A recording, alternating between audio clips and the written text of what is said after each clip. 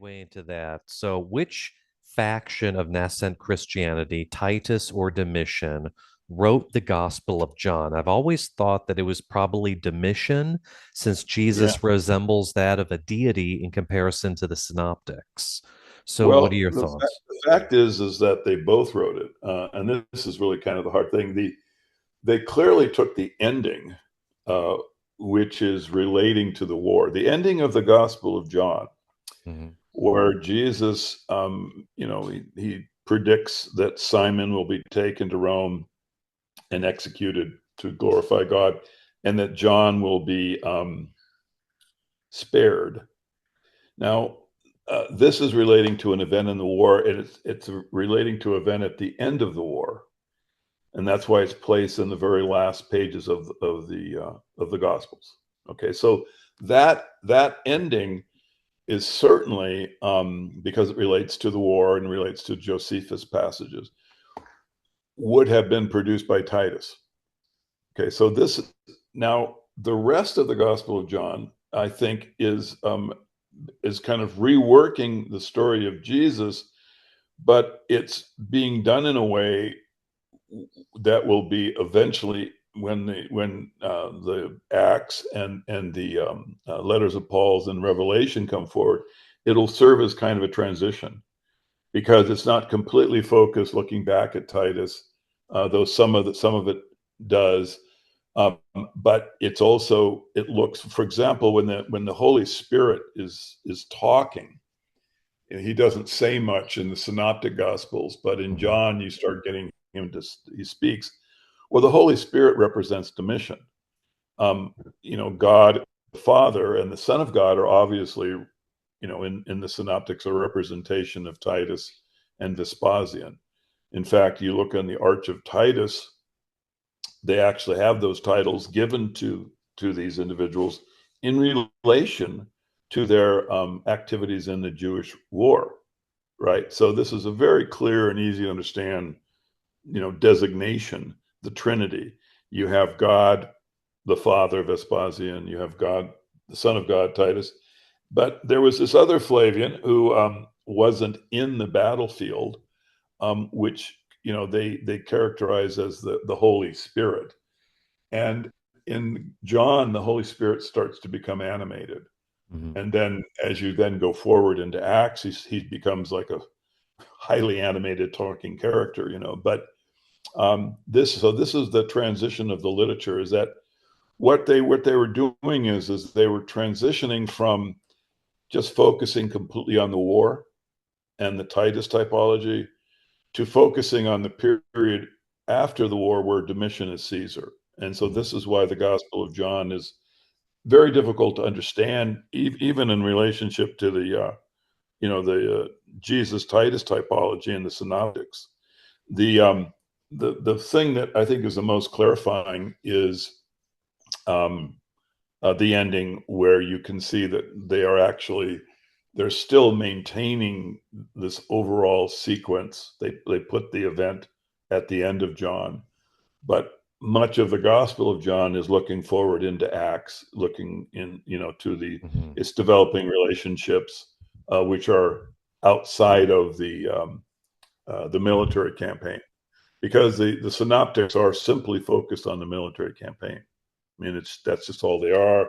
But when you get to Acts and Revelation, now you're in another literary universe, and so Mhm. John just functions as the transition.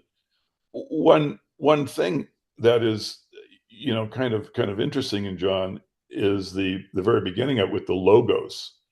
Um, it's, I think, something that has been very much misunderstood by Christian scholarship, the use of the term logos, which is bizarrely translated as word, which is, kind of a possible translation, but doesn't make any sense in the context of the literature.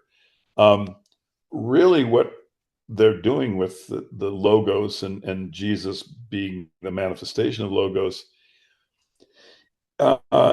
is they're juxtaposing their origin story to the Old Testament.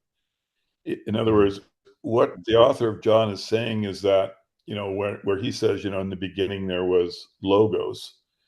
Well, he's referring to the understanding of logos that Heraclitus had. This is how they would have understood it, as divine order. Logos meaning sort of the order of the universe that God created, which is perfect. And they're contrasting that to the Old Testament, where you have these crazy stories of Adam and Eve, and you know the snakes, Hmm. Hmm. and sin, and God kicking you out of the garden. I mean, this stuff they felt was irrational, and I think they felt that the origin story described in the Old Testament led the Jews to be irrational and violent. This, I think, is a kind of a critical understanding. Hmm.